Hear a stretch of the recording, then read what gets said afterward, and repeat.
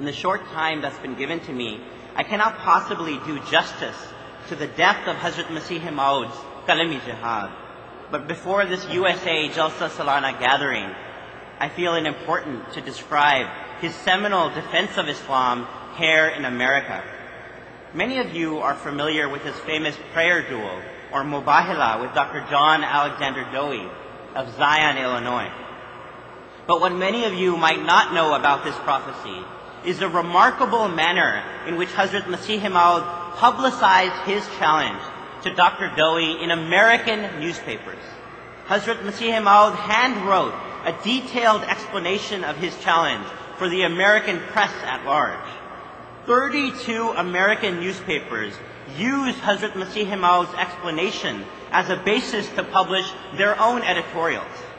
Hazrat Masih Maud himself meticulously noted the full citations of each of these newspapers on pages 505 through 508 of Haqiqatul Wahi.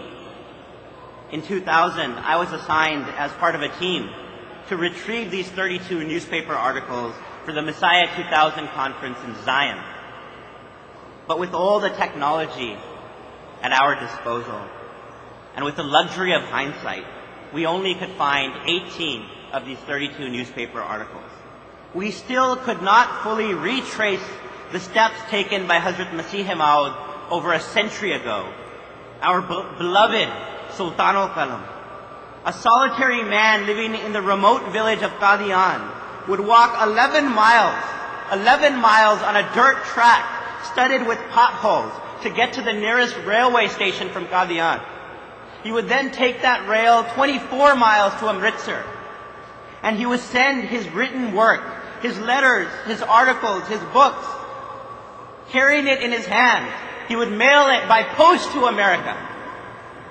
Day and night, he would not rest until he saw the complete mass production of his written defenses of Islam.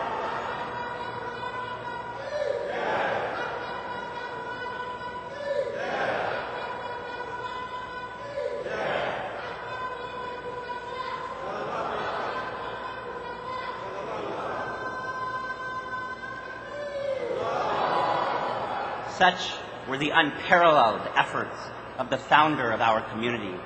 And this, my dear friends, was his sublime jihad of the pen. Finally, in the last few minutes that I have, let me introduce you to the work of Majlis Sultan al-Qalam USA. This team of writers was created in the United States in 1979.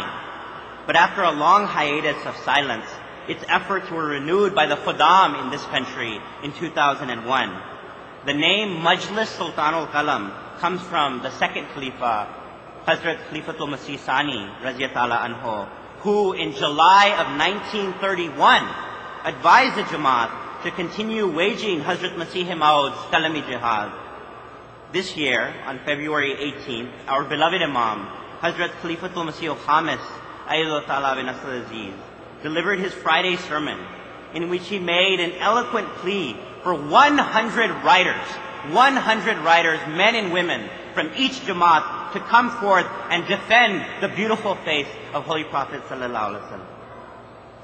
Since 2001, our group of writers has grown to over 130 writers strong from all the auxiliaries of the Jamaat. So far, our efforts have yielded some 60 written responses, and 27 of those responses have been published in major newspapers across the country, from the Wall Street Journal, the Washington Post, the LA Times, etc. But, my friends, we have barely scratched the surface in our work. If we are to continue, we must feel the pain, we must feel the agitation that Hazrat Masih Maud alayhi salam felt when he saw the spears of objections being shot at the beautiful face of the Prophet. In this regard, many Jamaat members ask what the best way is to respond to articles in the press. My friends, Hazrat Masih Maud alayhi salam himself advised us as to how to respond to allegations against Islam on pages 370 to 375 of his book Al-Balagh, or The Wisdom. He describes 10 qualities a believer must have in order to write, in order to wage the jihad of the pen. The writer must have a command on the Arabic language. He must have an in-depth study of religion. He must be well-versed with secular knowledge, such as in science, astronomy, and medicine. He must have committed to memory the passages of the Bible that relate to prophecies. He must possess a high level of taqwa or righteousness. He must have a command in the field of history. He must have a command in the field of logic, both deductive and inductive. He must possess a large library of books.